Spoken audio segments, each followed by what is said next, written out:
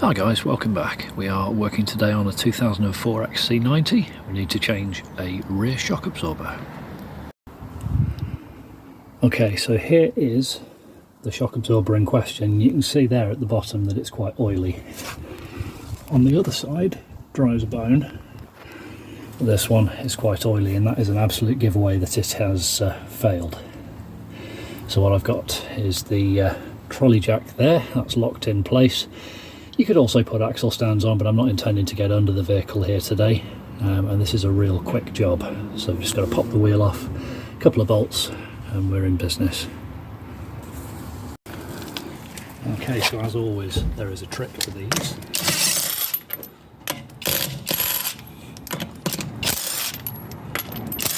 The trick is that we're going to use a different jack as well as the one that's supporting the car.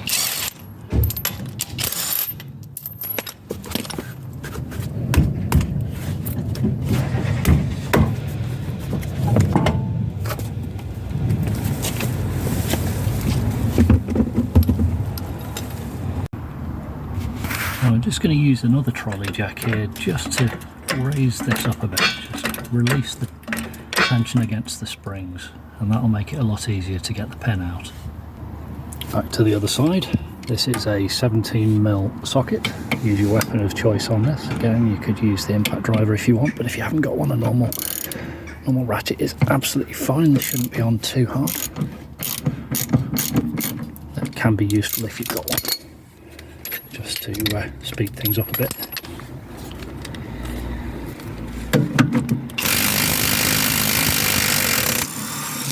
That's the difference right there. Okay, notice red thread locker on the end. We need to replace that when we're putting this back in. Right, so now we need to loosen the top end of the shock absorber, and to get at that we're going to have to move the base of the seat out of the way.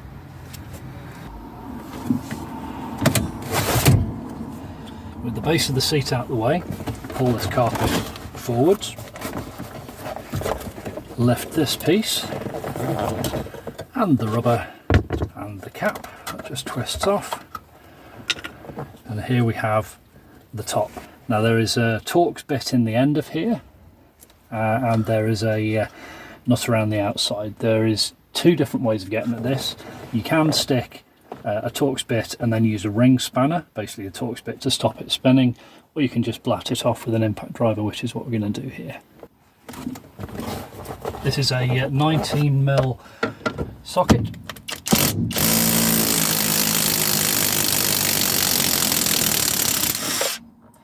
I've said it before and I'll say it again. If you're even halfway serious about home mechanics, you need an impact driver in your life. Just to show you the alternative, you need some kind of spanner. I'm going to use a flex head ratchet here, but that doesn't really make a massive lot of difference. You need a Torx T40.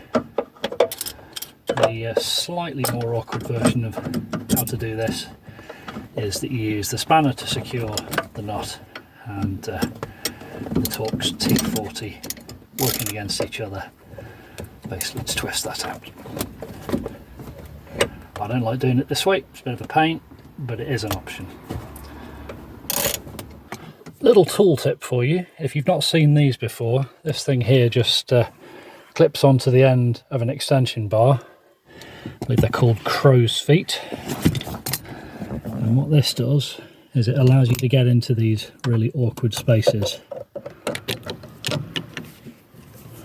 and then just turn the bar, and allows you to, as I say, work in really tight restricted spaces. So if you don't have an impact driver, it might be worth investing in a cheap set of crow's feet.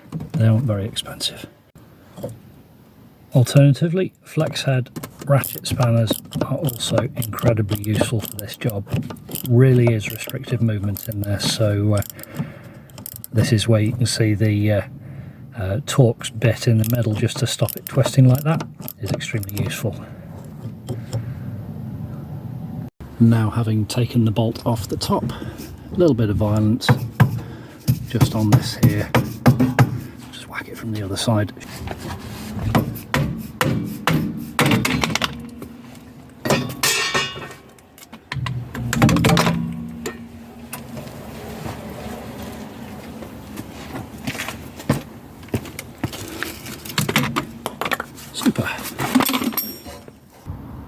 Okay, we're making good progress. That's the old shock out, that's the old top mount out.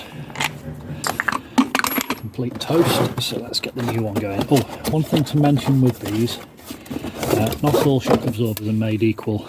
You sometimes find there's a different thread from one to the other, so what you should find is in the box you get a new nut. Now it's very important with shock absorbers that you compress them 4 or 5 times before you fit them. Little trick, and if you know this with these plastic things, just flip them over and pull the back to open it. And then we're going to just compress this.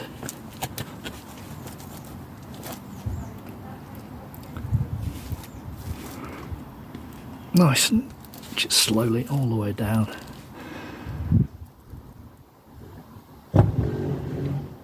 I'll say I'm going to do this 4 or 5 times. Just speed this bit up.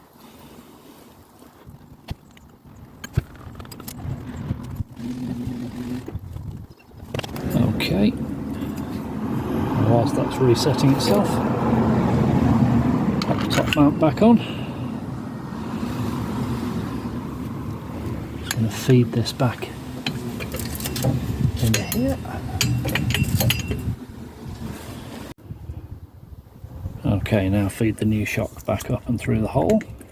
You'll know when you've got it located.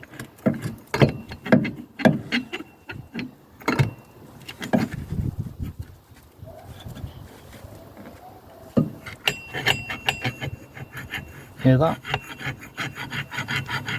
That's the side of the thread on the top end of the top mount. The top mount is 2 metal pieces that we effectively bolt together, clamp together around that rubber bung. Okay, so having released this second trolley jack from under the knuckle, under the hub here, which was compressing everything up, I've released that compression. That now allows us to use the same trolley jack just to push up the end of the shock absorber enough that we can line the pin in. Don't forget to put your thread lock back on there. Tap that in. I'll tighten that up in a sec. Okay, so now we're back into the top. Got the fresh nut. This is a slightly different setup with the replacement. It doesn't have a Torx on this one, it would just be a normal spanner. It's just a flattened section on the end here. Shouldn't be necessary. I'm just going to whiz this on again with the impact driver.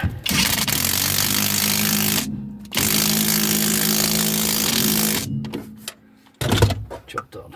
Just one last thing to do. Again, I'm going to use the impact driver for this, but you can do it with a hand ratchet and so on. Is to tighten this bolt up. We've got the thread lock on the other end already.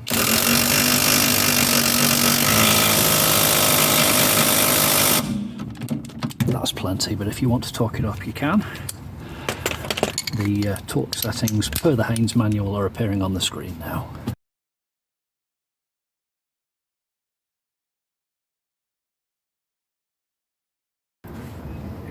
So there you go guys, nice new shiny shock absorber is installed. Thread locked on the bottom, nice fresh nut on the top. Only thing remains to do is to put the wheel on, so I'm not going to insult your intelligence by showing you how to do that. I'm just going to take this out for a test drive after I have done that. So that's it for today. If that's been useful to you, please don't forget to hit like and subscribe, and I'll see you next time.